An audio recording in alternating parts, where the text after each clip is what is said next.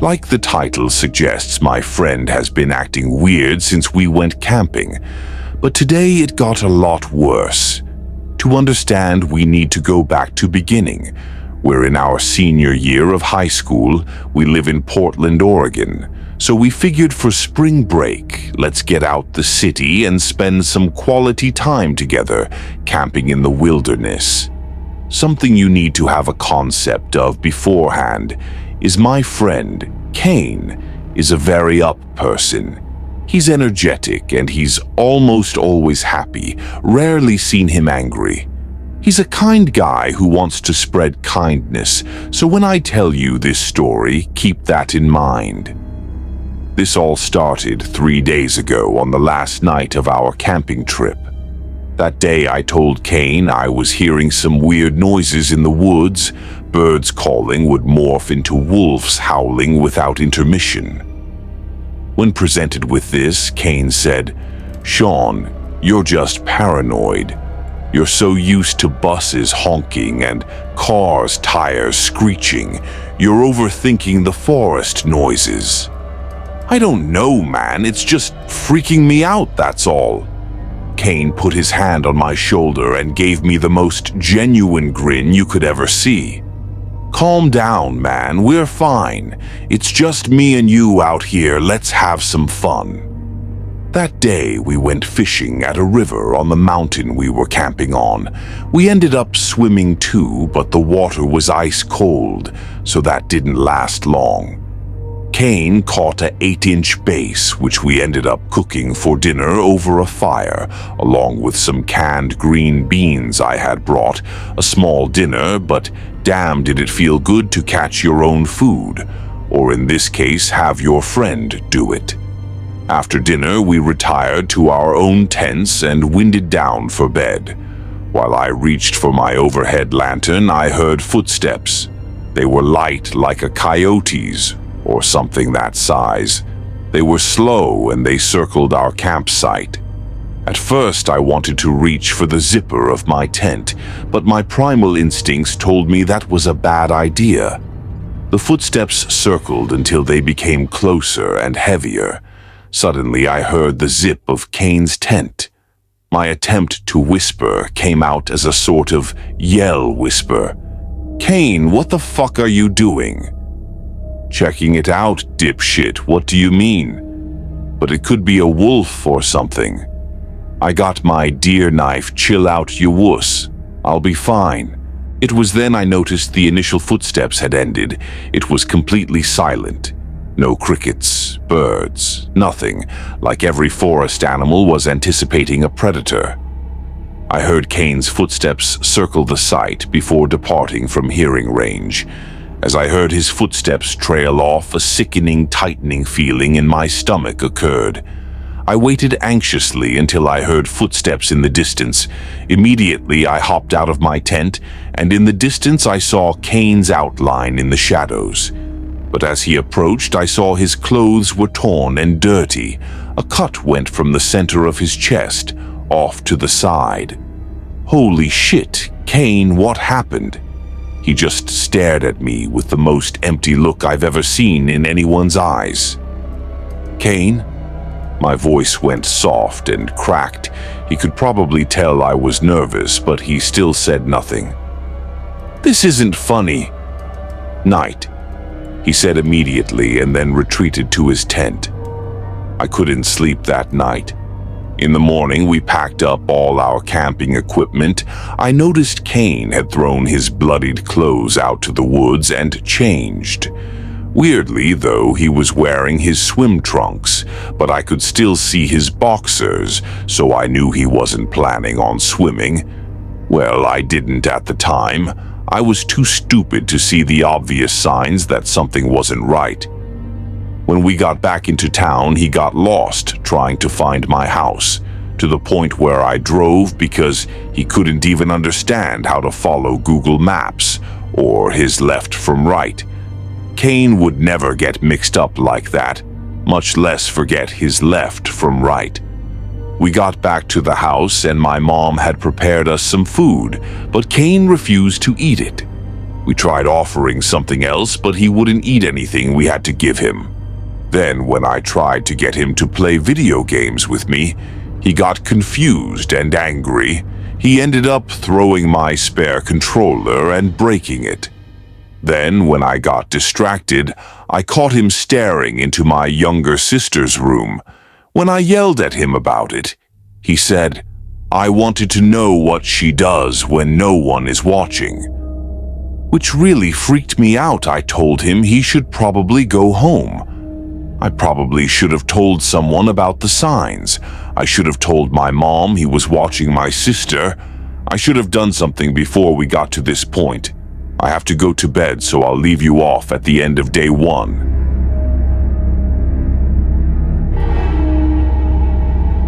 So we left off where I told him to go home.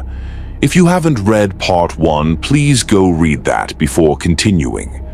That night I contemplated telling my mom or his mom.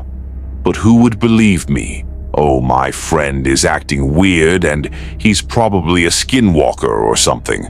For the record, I've never held any faith in the supernatural or anything religious. I know little to nothing about that kind of stuff, besides baseline info you see on the internet.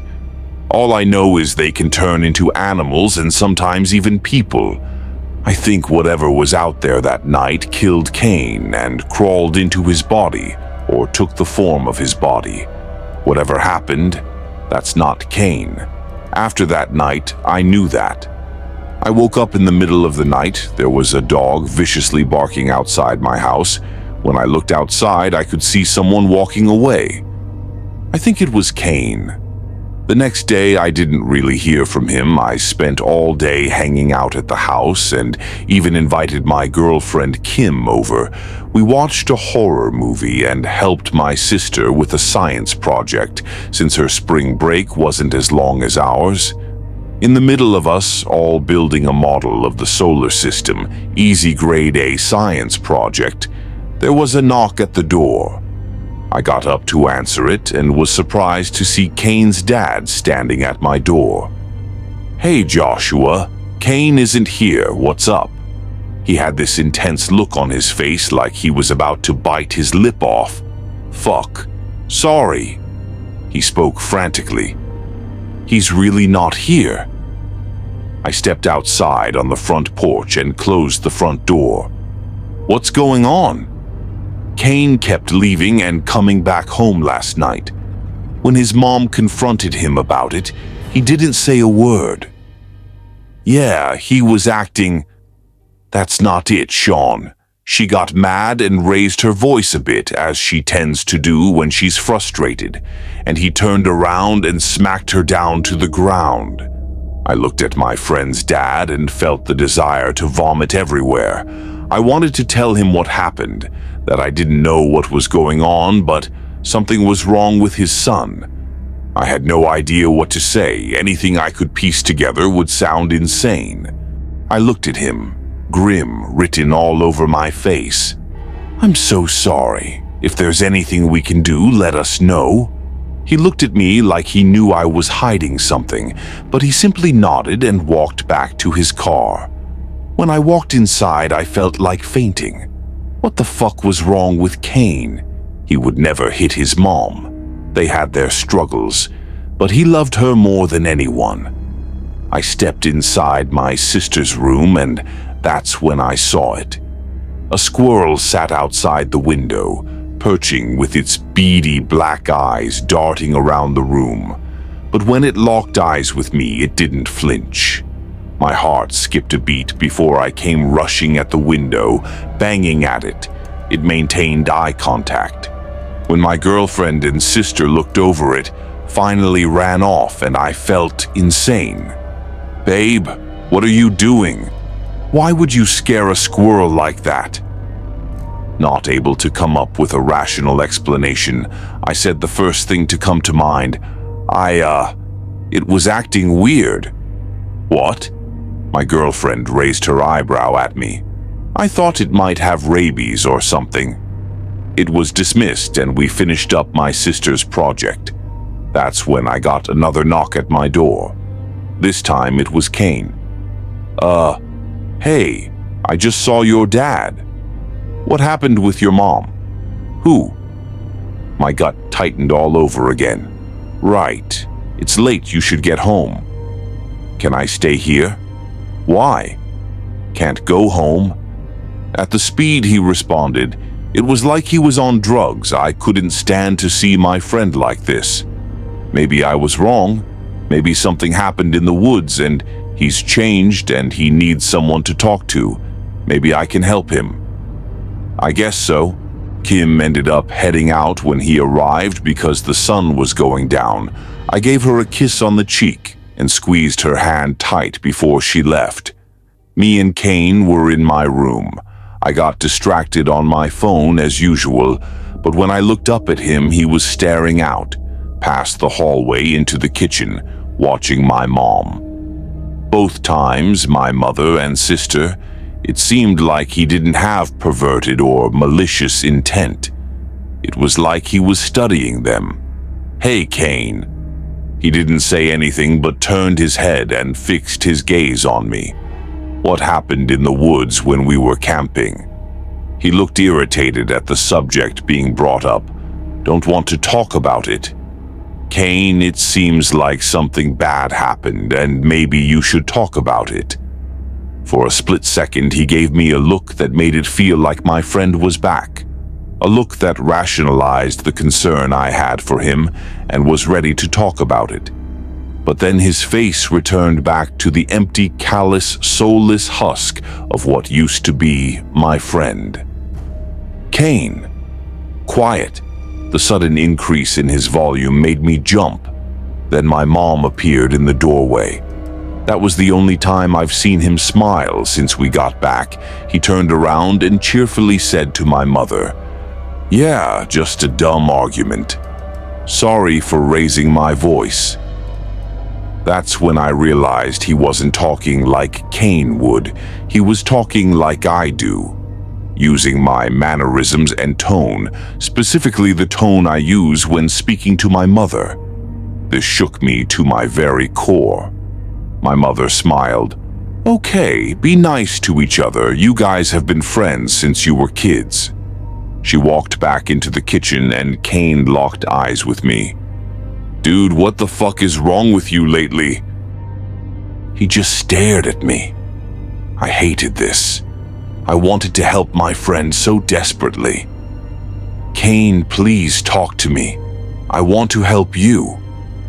"They're going to find out." "What? What are you talking about?" "They all know. You know." I didn't respond and we both went silent. At the time, I didn't know what he meant, but now I wish I didn't. I wish I never went camping with him. He sat with us for dinner but didn't eat anything. We all talked about our days while he just watched. Anytime my mom asked him something, he smiled and responded. Anytime her focus wasn't on him, he just stared at all of us, watching the way we ate, the way we talked, the way we got upset. That night I knew I was not staying the night with my troubled friend. I knew whatever was in my house was a danger to me and my family, but I couldn't do anything. I couldn't fight him. I couldn't tell anyone. So we laid down for bed, and I ignored it and went to sleep. I slept peacefully as you could. My dreams were filled with the estranged themes that have popped up in my life. When I woke up in a panicked sweat, I was met with Kane's eyes, soullessly staring into mine, but it wasn't like he was looking at me, it was like he was looking into me. "What the fuck are you doing?" Trying to, I don't know, figure it out. "Kane, what the fuck is wrong with you?" Nothing. I couldn't help it. Tears started falling from my eyes. "This isn't you. What are you? What do you want?" "I can't play Kane for long."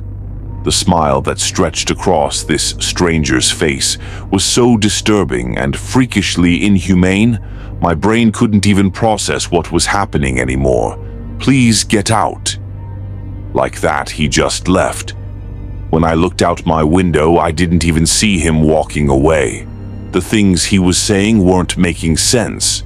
Why the fuck would something take my friend, not even attempt to pretend to be him, and now it's stalking me and my family? I couldn't fit the puzzle pieces together, but I knew it was solemnly up to me. Tomorrow I can catch you up the rest of the way. I have to prepare for what is coming.